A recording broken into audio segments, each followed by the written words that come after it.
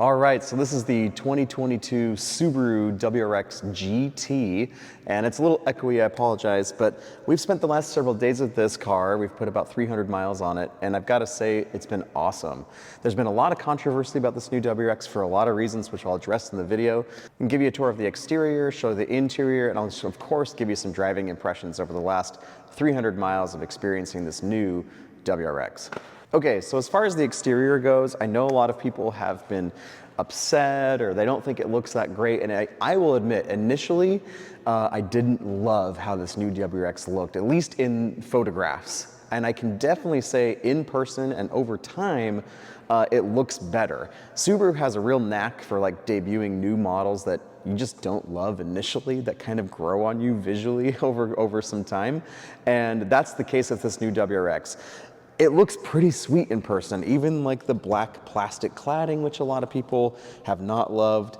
I think actually looks like pretty cool, and it kind of contributes to Subaru's like overall aesthetic with their other models and gives it kind of that rally-inspired look that a lot of people love about the WRX. I am not bothered by it. Honestly, I've gotten used to it. I think it looks cool, and the new body style, I think, looks pretty sweet. The headlights do look a little squinty. I think that's what we're calling this new generation, is the squint eye. We've had the hawk eye, the blob eye, the bug eye, everything before. This is kind of the squinty, but lots of black plastic cladding. But again, I think it looks good. And you can see like how muscular it looks. Like if we back up a little bit and we show you the side profile, you can see just like how it looks great.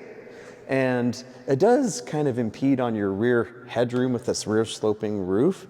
Again, overall, like, I think it's a really good looking car. I think it looks better than the last generation for sure. It looks more athletic, it looks stronger, more muscular. You know, this back bumper still probably isn't my favorite, but again, it has grown on me over time and in person. It looks so much better than it does in the photographs. All right, so showing you the interior, it's a really nice place to spend time. I mean, this is way better than previous generations. All this Alcantara is awesome.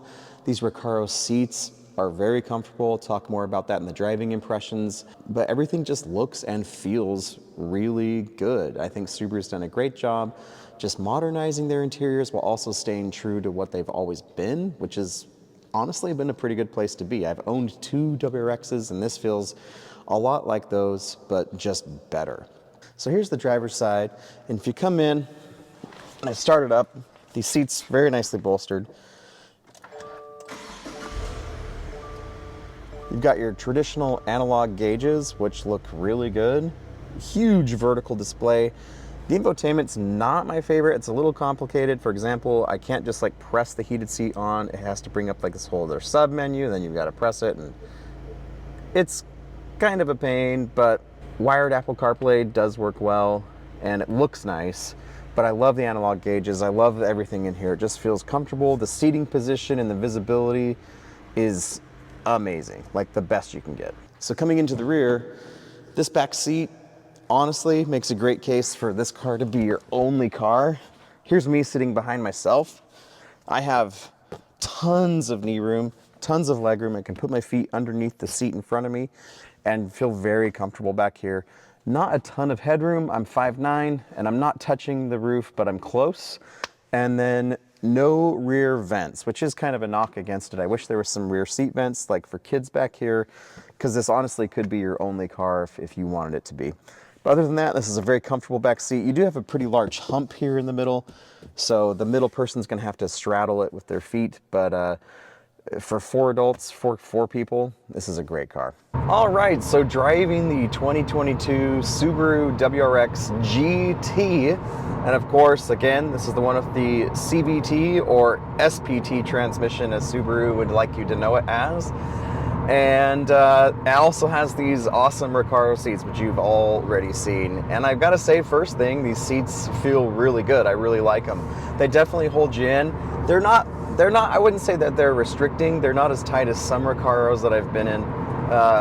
And we took about a 2-hour-ish, road trip, 4-hour round trip in these Recaros. And like, they were fine. They were like comfortable, and the heated functionality worked pretty well and felt good on our backs. And so I wouldn't say, you know, I would say that if you're like kind of a larger person or, you know, a little bit wider, I don't know that you'll love them, but for me, I'm 5'9" and about 180-ish pounds in there, and they seem to fit me like pretty well. So anyway, I really like these seats. They're very cool, very supportive. So as far as like driving the new WRX, a little backstory, and I've kind of mentioned this already, but I've owned 2 WRXs, and one of them has been one of my favorite cars I've ever owned. So the first brand new car I ever bought was a 2011 Subaru WRX Premium hatchback. So it was the black hatchback,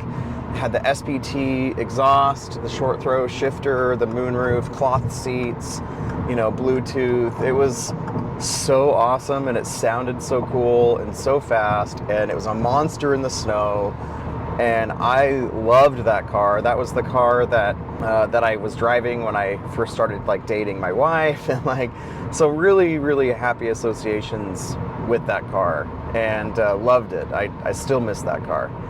I also briefly owned a 2020 Subaru WRX STI, and also like a really amazing car. I never could fall in love with the styling. It always felt kind of weird, the sedan, and like, I don't know, something about it, and like the way it was geared and everything.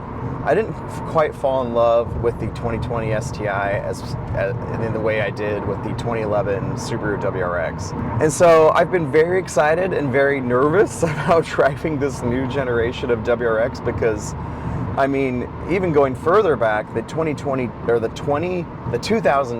Subaru WRX, the first one in the States, was one of the cars that really started it all for me. And I remember I made my dad, when I was just a freshman, take me to the Subaru dealer in Salt Lake as soon as they got one of the new bug-eye blue wagon WRXs in, and that still is a bucket list car for me. Like, I don't want one that's modified. I want one that's just like clean and straight and it's been well taken care of. I would still love to have that car.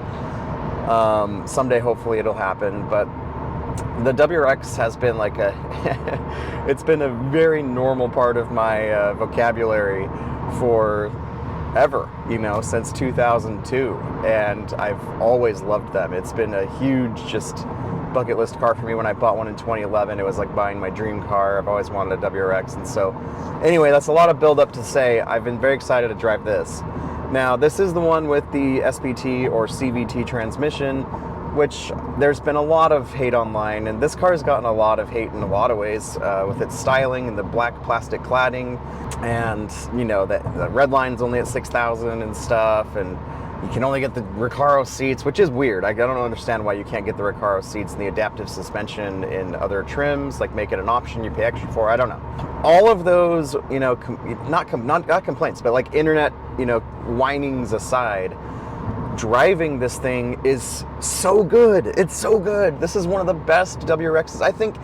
And now again, this is the CVT, but just as driving dynamics go, I honestly think this is probably the best that WRX has ever been. It's really good to drive, and I can't wait to get behind the wheel of like a manual transmission one. There's a limited manual transmission coming my way shortly, but as for this, even, you know, again, I'm not rowing my own gears here, but like steering and handling and the ride and the feel of it, I think is amazing. It's wonderful. Like, I love this car, and everybody, now this is not a knock because I've driven the GR Corolla, I've driven the Acura Integra Type S, and both are really great cars. I like them both a lot. I think they're a lot of fun. But this is a heck of a car too, and this seems to be kind of flying under the radar because those other cars are getting so much press and so much notoriety, and like everybody wants one, everybody's charging markups, and you can go and get a deal below MSRP on one of these WRXs today, like at your dealer. They're on the lot.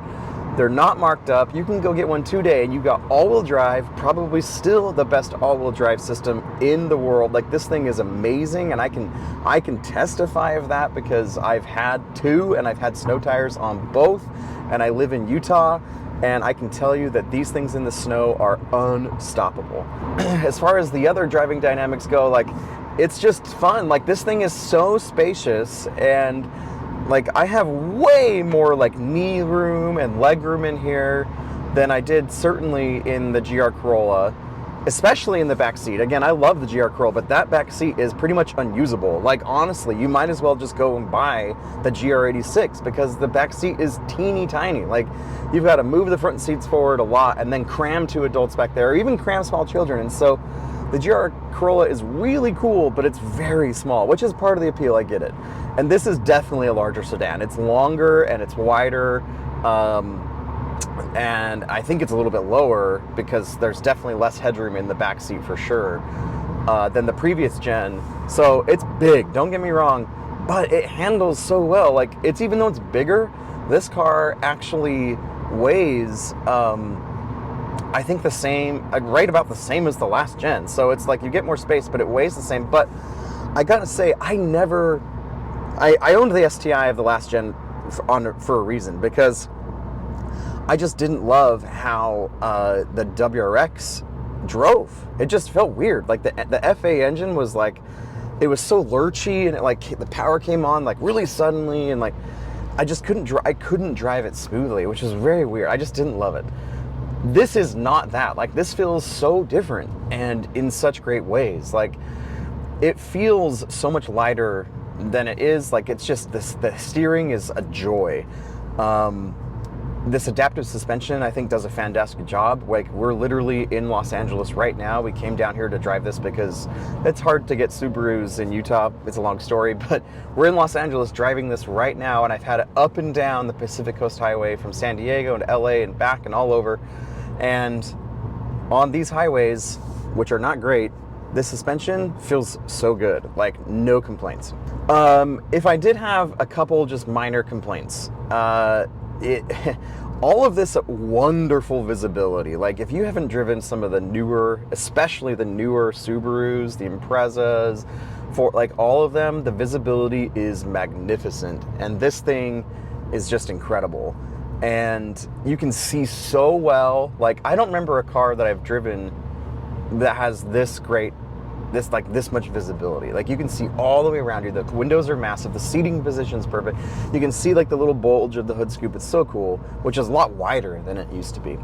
All of that glass, which is awesome, does come with a bit of a price in the terms of road noise. Like, road noise from the tires, from the tires, but also just from the road. Like, it's fairly loud in here. There's not a ton of like sound insulation, which kind of gives the WRX its classic, more analog feel. But it is pretty loud on some of these like roadways. It's not bad. Like, it's not unbearable. We took a 2-hour road trip down to San Diego just fine. Like, it didn't bother me, didn't wear on me at all. We could still hear our podcasts and whatever that we were listening to just fine. But it is probably a little louder than maybe what you're expecting. Probably about the same as like the GR Corolla, or maybe a little bit louder. But other than that, I don't have like really any complaints. I'll talk about the transmission in just a second, but I gotta just say too, this is one of the best cars I think you can buy that could be your only car. Like, you could fit your family of 4 at least in here and be very comfortable. The trunk is huge, the back seat is huge. Like, sitting behind myself, which I've already showed you, I've got plenty of legroom as an adult. Like, I can even kind of stretch out. I'm 5'9", so in the back, like, my head, it doesn't touch, but it's close to the roof, and so taller people might not find it as comfortable. But this really could be like your only car. And for the last almost 300 miles that I've been driving this, and most of it has been highway, I get it, but even then, I've been driving about 80 miles an hour in Los Angeles, back and forth in Los Angeles traffic occasionally, and I'm still averaging 27.5 miles per gallon. On the road trip down to San Diego, we almost touched 30 miles per gallon, which not bad for a 2.4 liter, I believe, turbocharged 4-cylinder with all-wheel drive.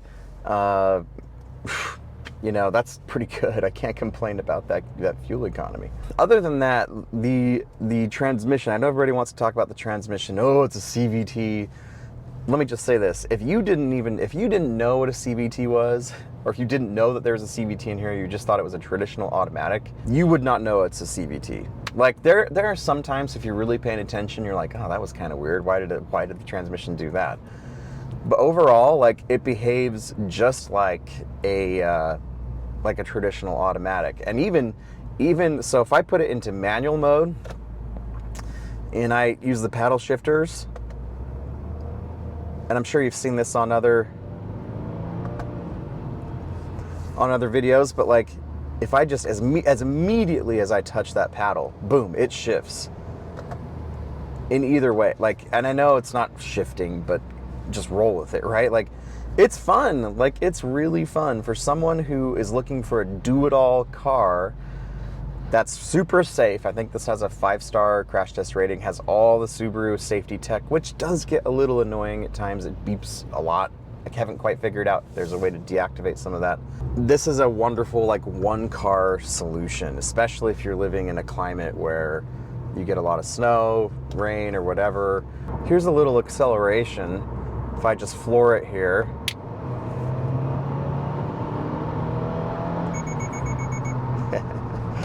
it's super fun. Like, this is a fun car. No, it doesn't have quite the numbers of like the Integra Type S. It doesn't have 300 horsepower, but like, who cares? This is fun, and it feels old school, and which is really appealing in a day when everything just feels so much more, you know, digital. And this WRX still feels like a WRX. Like, if you've driven one before, it feels like that, but better. You know, a lot of the shortcomings have been improved. And so going around this really tight corner, the all-wheel drive is it's so sweet. Like, it's so planted. Anyway, I could talk forever about this car because I just love the WRX, and at bottom line, I'm happy to report that this still feels like a WRX, and in fact, I think it's the best that the WRX has ever been. And if you've been hesitant about it, or, you know, distracted because of all the other really cool things that have been getting so much attention lately, those are awesome cars. You still need to go check out a WRX, and you could go, like I said, today and get a deal on one. And be happy. Yeah, they've come up in price a little bit. Yes, this is more than even the last gen STI, which seems kind of crazy. But you are getting a lot here. It's a lot more refined, and I'm just gonna say it. I think this is the best driving WRX I've ever been in, and from a driving dynamics perspective, from a comfort perspective, features and all that. And so it's solid, guys. Go enjoy. The WRX is fantastic, and it's an underrated option in this segment, which I definitely think you should go check out. Anyway, we'll talk to you later. See ya.